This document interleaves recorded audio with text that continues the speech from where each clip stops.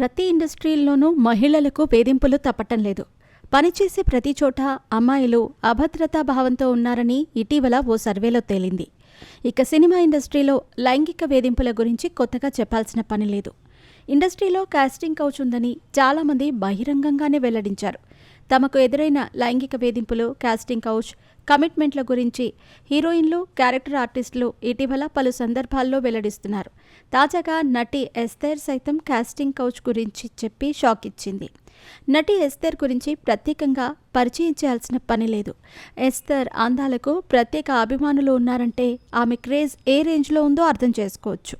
కన్నడ సినిమాలతో ఎంట్రీ ఇచ్చిన ఈ భామ ఆ తర్వాత తెలుగులో హీరోయిన్గా వచ్చింది. పూరి జగన్నాథ్ తమ్ముడు సాయిరామ్ శంకర్ హీరోగా నటించిన 1000 అబద్ధాలు సినిమాతో తెలుగులో హీరోయిన్గా నటించింది. మరి ముఖ్యంగా భీమవరం బుల్లోడులో నటించిన తర్వాత ఈ బ్యూటీ క్రేజ్ మరింత పెరిగింది. ఇక తర్వాత గరం, జయజానకి నాయక, Juliet, lover of idiot, Nayanam, Iravatham, 69 Sanskar colony, చాంగురే బంగారు రాజా, డెవిల్, బ్రిటిష్ సీక్రెట్ ఏజెంట్ వంటి వాటిల్లో నటించి తనకంటూ ప్రత్యేక గుర్తింపును దక్కించుకుంది. ఇక ప్రముఖ సింగర్ నోయల్ సీన్తో కొన్నాళ్లు ప్రేమాయణం సాగించిన ఈ భామ 2019లో అతన్ని వివాహం చేసుకుంది. పెళ్లైన 16 రోజులకే అతని నుంచి దూరంగా ఉంటుంది. ఇద్దరి మధ్య అభిప్రాయ భేదాలు రావడంతో అతనికి విడాకులిచ్చింది. పెళ్లి తర్వాత కొన్ని సినిమాల్లో నటించిన ఎస్తేర్ గ్లామర్తో అదరగొట్టింది. ముఖ్యంగా రెక్కే సినిమాలో ఎస్తేర్ ఓ రేంజ్లో రెచ్చిపోయి అందాలను ఆరపోసింది. ఈ సినిమా తర్వాత చాలామంది ఎస్తేర్కు అభిమానులుగా మారిపోయారు. ఈ మధ్య టెనెంట్లో ఇన్వెస్టిగేషన్ ఆఫీసర్గా తన నటనతో అదరగొట్టింది. క్యారెక్టర్ ఆర్టిస్ట్గా మారిన ఎస్తేర్ వరుస సినిమాల్లో నటిస్తూ బిజీగా మారింది.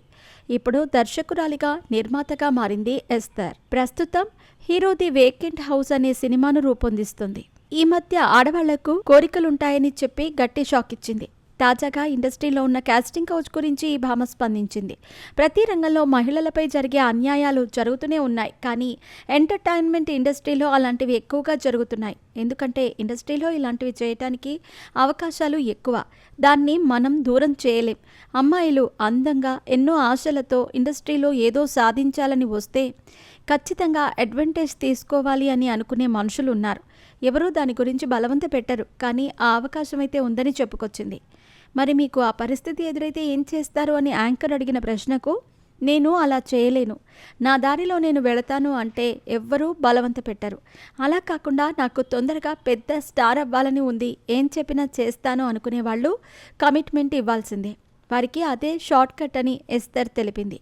ఈ మధ్య తనకు ఎదురైన చేదు అనుభవాన్ని ఈ భామ బయటపెట్టింది. ఈ మధ్య ఓ షాపింగ్ మాల్ ఓపెన్ చేయడానికి వెళితే వాళ్లు కూడా కమిట్మెంట్ అడుగుతున్నారని చెప్పి వాపోయింది.